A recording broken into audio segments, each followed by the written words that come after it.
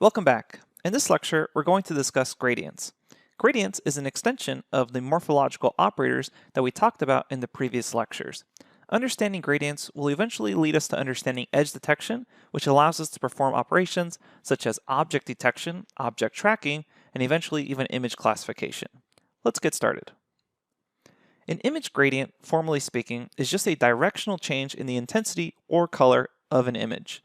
So here we can see two examples. On the left-hand side, we have the outsides as white, and then the actual intensity or color is changing as you go further black towards the middle. Same situation or similar situation in the picture on the right. You have on the right-hand side there, it's pure white, and then eventually the gradient is a directional change to black as it goes towards left. So there are algorithms that can actually then track this sort of direction. And in this lecture, we're mainly going to be exploring the basic Sobel-Feldman operators, often just called Sobel for short. Later on in the course, we're going to expand on this operator for general edge detection. Keep in mind that gradients can actually be calculated in a specific direction. Here we see a picture of the cat with an x-directional gradient calculated and another y-directional gradient calculated. So let's go ahead and show a basic example of this. Here there's an image of a bike, and I'm going to show you the results of some gradients. Keep in mind what this image is actually showing, specifically the bricks. Here you can see the bricks both have horizontal lines and vertical lines, and then we see the bike as well as what it's locked to. So if you calculate a normalized x gradient from the Sobel operator, notice that you end up only seeing things in the mainly vertical direction. So it essentially shows you the vertical edges. So you can no longer really clearly see those horizontal lines in the brick because we're putting this on a normalized x gradient. And if you apply a normalized y gradient, then you actually see the horizontal edges. So there we can see clearly the horizontal edges of the bricks, and you can see there that the actual tube that the bike is locked to tends to fade away because most of that is actually vertical. And eventually we're going to be able to do things like a normalized gradient magnitude, which shows us both sides of the story. Here we can see both the vertical and horizontal edges. And this is eventually what we're going to lead up to when we discuss general edge detection. Okay, so as far as the actual mathematics behind this, you can think of this as just a general operator. That Sobel operator, what it does is it uses two 3x3 kernels, and we're already familiar with kernels and how those operate, which are convolved with the original image to calculate approximations of the derivatives, one for the horizontal changes and then one for the vertical changes. Essentially, as we discussed, gradients are a change in color or intensity, so change, that has to do with derivatives if you're calculating the rate of change, and these kernels are then able to calculate approximations of those changes. So we have one in the horizontal and one for the vertical. Okay, so in general, we're going to try to step away from the mathematics there. If you are really interested in the mathematics behind these operators, you can check out the Wikipedia article on the Sobel operator. It actually has a really nice full math breakdown of those details, but you can generally understand that you're applying some sort of kernel, and we know how kernels are applied, but now we're just doing one for horizontal changes and then one for vertical changes, and we should then be able to calculate gradients and later on edges. So for our use case right now, we're just going to focus on understanding the syntax of using Sobel with OpenCV.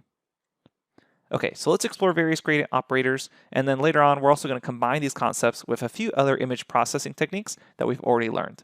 Let's head over to the notebook. Okay, here I am at the notebook. I've gone ahead and already copied and pasted a couple of lines of code from the gradients notebook. The first 4 lines, those are just our classic imports that we're already familiar with. And then this line, or this function I should say, is the display image function that we've already been using and are familiar with. The only thing to note here is that it's automatically displaying the color mapping as gray. So go ahead and feel free to copy and paste those from the notebook. We're already familiar with both the contents of these cells. The image we're going to be working with is a Sudoku puzzle. We're going to say image is equal to cv2 imread, and then inside of wherever your data folder is that goes with this course, go ahead and open Sudoku JPEG, and as a second parameter, pass in 0, so it's read in grayscale. Okay, let's go ahead and display this image so we can see what it looks like. We'll say display img, and there we have it. So this is just a Sudoku puzzle. Notice it's on a background, some sort of tablecloth with flowers, and we have some clear lines that are here. We have some thick lines for the actual grid system, and then we have both horizontal and vertical lines. So that's why I chose this image, because clearly there's some sort of grid pattern here, and it'll be interesting to see what the x gradient versus the y gradient does. Okay, so let's actually show you how you can perform the Sobel operators using OpenCV. The first thing we're going to do is calculate an x gradient Sobel.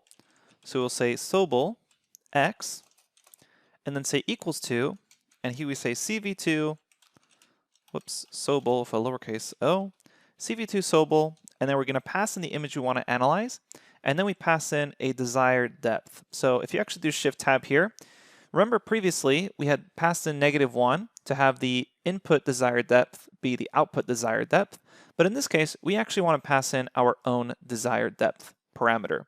And you can check out the link in the resource lecture.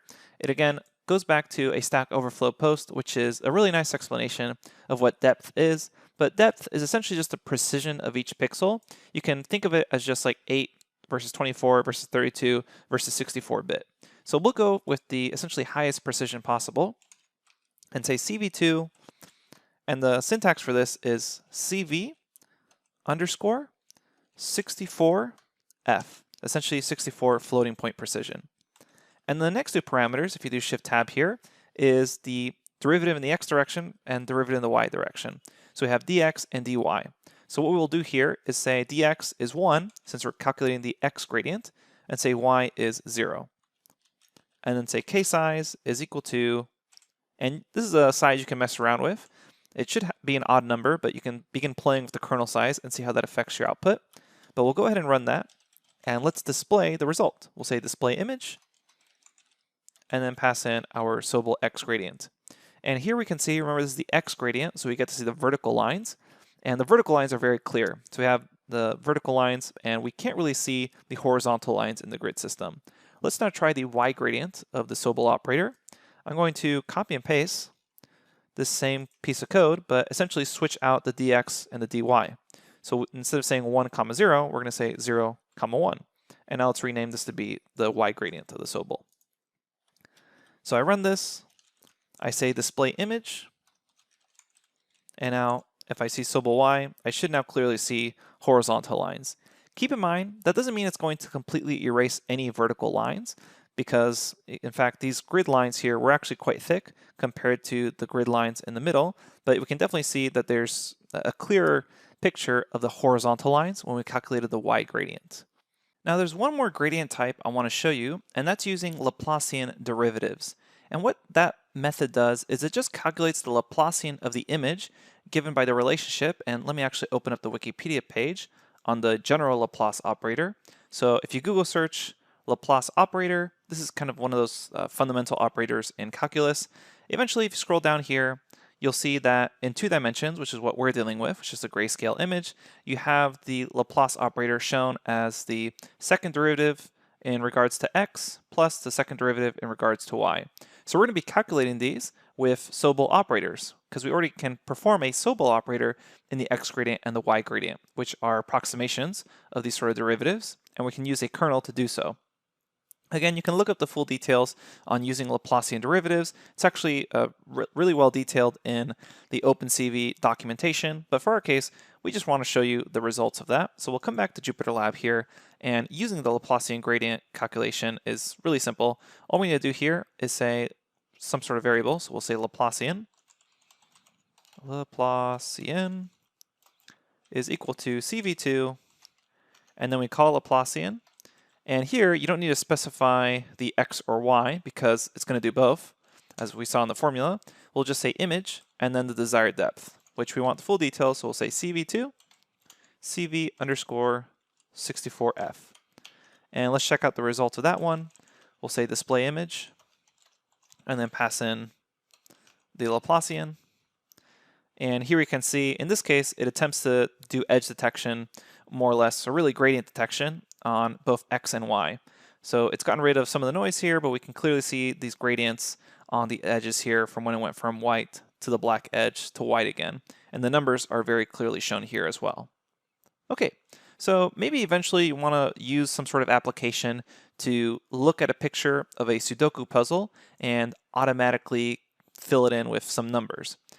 What we may want to do is combine this with previous ideas. So previous ideas that we've discussed are things like blending images. So maybe the Laplacian wasn't exactly the result you wanted, and you wanted to blend the results of the Sobel in the y gradient and the Sobel in the x gradient. Well, we actually already know how to do that.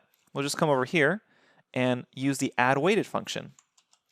So we could do something like blended is equal to CV2 add weighted, and then say source 1 is equal to Sobel x, and then what's nice about this approach is we can choose the alpha and beta values. So if we like the results of Sobel y and maybe horizontal lines are a little more important for our particular application, or vertical lines are a little more important, we can then selectively choose how strong each x or y gradient will be shown.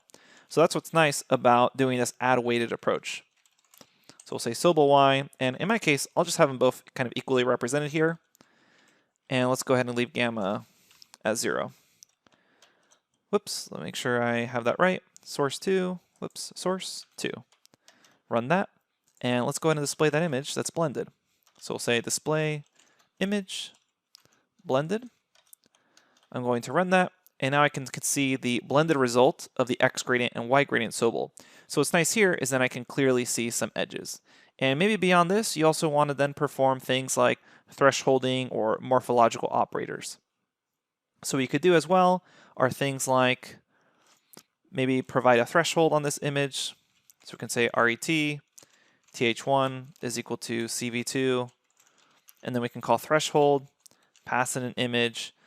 That's actually the original image right there. Maybe you pass in some sort of threshold like 100, 255 is the max value, and then choose a binary threshold. So we'll say binary, and we can display the result of that as well.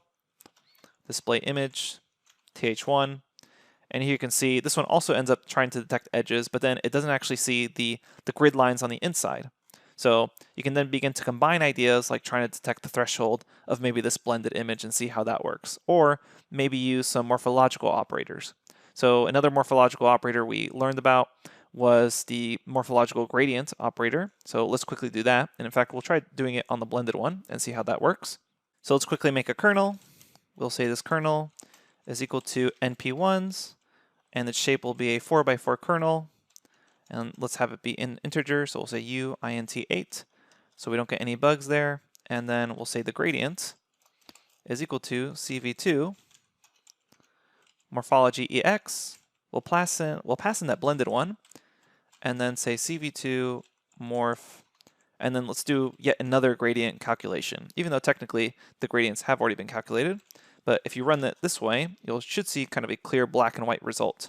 And this will eventually lead us to things like edge detection. So if I display this image of the gradient calculation on that blended image, we end up seeing something that looks like this. So the numbers are blurry, but now I can clearly see the white, and maybe you want to do a binary threshold on this, maybe you want to get rid of some noise, etc. So you can definitely combine a lot of the ideas that we've already discussed along with calculating gradients. And eventually what we're going to see is a lot of these ideas are combined when we end up calling just general edge detection functions. Okay, so these are the very basics of gradients. This is kind of our base building block so we can eventually understand edge detection. Coming up next, we're going to discuss color histograms, and then after that, you'll have an assessment for this section. We'll see you at the next lecture.